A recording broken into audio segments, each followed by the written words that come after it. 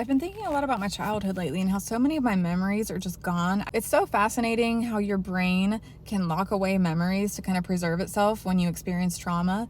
And I think that my brain locked away the good and the bad because I just have years and years of that I don't remember. But as I'm getting older and I think I'm getting more reflective, really starting to think about my childhood, and memories are starting to unlock that I forgot that I had. And it's really neat. This morning, I dropped my kids off at daycare and I've been looking for stuff for my house, antique stuff, and I've been going to thrift stores. I thought, well, it's Friday morning. Let me go see if there's any yard sales around. And as I'm driving, I see a real estate sign and I thought that it was a yard sale sign for a split second. And I had this memory unlock in my brain of riding around with my granny every Saturday looking for yard sales. This was like her and her friends' thing to do. And they would always bring me along. My granny would be in the front seat. She would have the local newspaper in her lap. People would advertise their yard sales in the local newspaper then. And so we would drive around to these addresses looking for yard sales. I never missed a weekend. I had this vivid memory that was released that I forgot that I had, like the last 38 years.